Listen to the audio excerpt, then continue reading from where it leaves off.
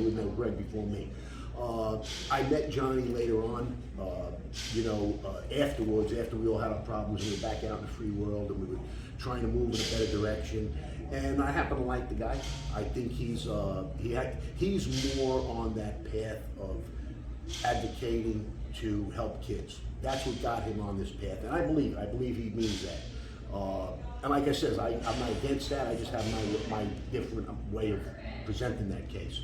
But I like John a lot. I think they talk about, they try to make him some kind of liar. Some of these stupid podcasts that are out there. I don't believe it. I don't think he has to lie, especially when you came clean and you're moving on with your life. Some of these guys that are calling him a liar, to me, are disgruntled.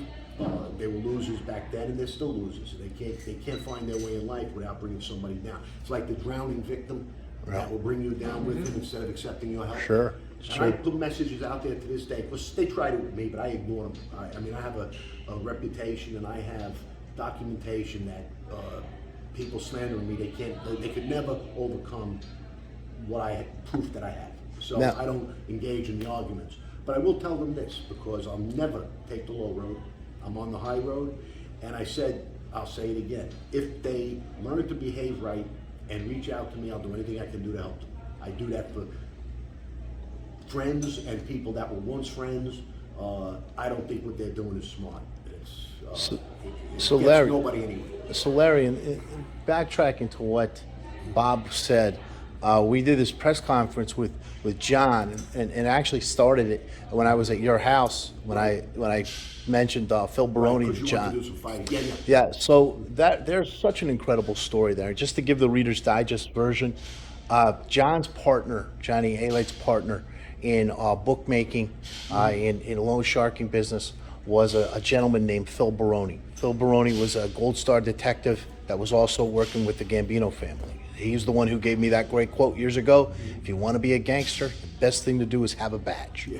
So we had that mutual friend, but I managed Phil Baroni's son for years, who's the fighter, UFC Pride fighter. I knew the stories about Phil Baroni, the New York badass Phil Baroni.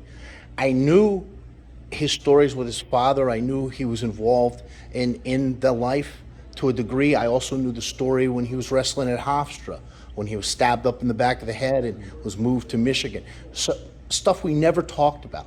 The irony of this. Let's talk about the irony of this, but let's also talk about the point of that press conference was Gotti III is fighting, the Teflon Don's grandson. The average fight fan, Bob, they don't know he's fighting. Nope. Right. They're doing nothing to promote this young man. He's got the name. I want to put that fight together between the New York badass. The history, the backstory is tremendous. They're same weight class. Phil is an older man now. Phil's almost 50 now. This young man is in his prime. Right. Passing of the torch fight. I want to get this fight together. I'm talking with the management for Gotti III. They want it to happen. You know what's stopping it? John A. Gotti. John Gotti Jr. Do you care to speak at this at all? I'll just give my opinion. Yeah. I have no facts here. I haven't been in contact with him. I think, first of all, I think it's a win-win. If his son is being promoted in this, it's like any other walk of life. You need a break. It's who you know. Right. And he's got the name. He's got this situation coming up. Why not do it? Yeah. Why not? I don't know what Junior's answer to that would be, but my question is why not? Neither do I. Win-win. We're talking about this kid is and he's supposed to be pretty good. He's a prospect. Right. So there you go. I'm going to tell you, Bob thinks, and I'm not going to say because I represent Phil.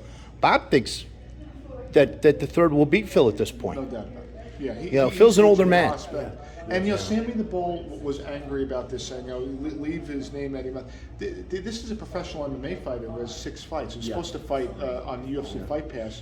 And so this is Let me speak to that, because he talked about what our press conference. Yeah. What Sammy the Bull said was ridiculous. He said that we were putting Gotti's family into it. This kid is a professional fighter. We're trying to get his name out there and help him.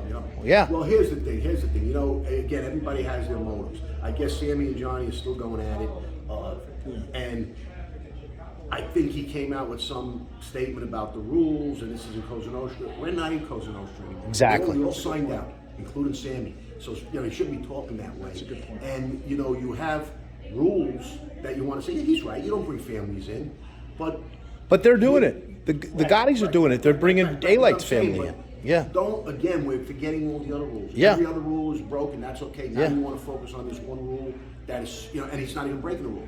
John Jr., this kid Johnny is a fighter. Is that Exactly. his name? He's Gotti the third. He goes by. He's Yeah. a fighter. He should be coming out saying, make it happen. Yeah. And 5 years ago, just to close this out, 5 years ago, Gotti the third, in an interview, called out Phil Baroni, and he talked about the past history with the family. He wanted to fight him. It's his father that's standing in the way of this fight. Now, this is not to be humorous, but I know Johnny Alite.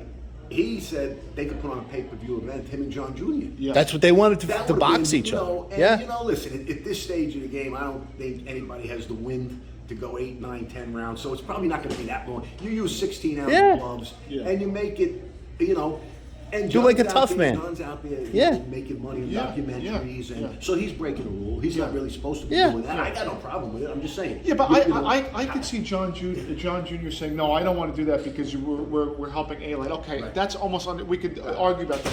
But this is You're hurting your professional son. MMA fighting. Yeah, exactly. You're hurting your son. And his Yeah. son is not doing anything. He hasn't fought in 2 or Yeah. 3 years, and it's wasted time. It's wasted. Yeah, it's at wasted some point, like anything else, Yeah. you're not just getting your ears boxed in for free. Yeah. You want to start earning, making a Yeah. living Yeah. doing it. So Yeah. the only way is to get a promotion fight like that, Yeah. pay-per-view or where ESPN or somebody will come Yeah. and say, hey, we'll front you this much, get that night happening. Larry, I'm going to wrap it up on my Okay. end.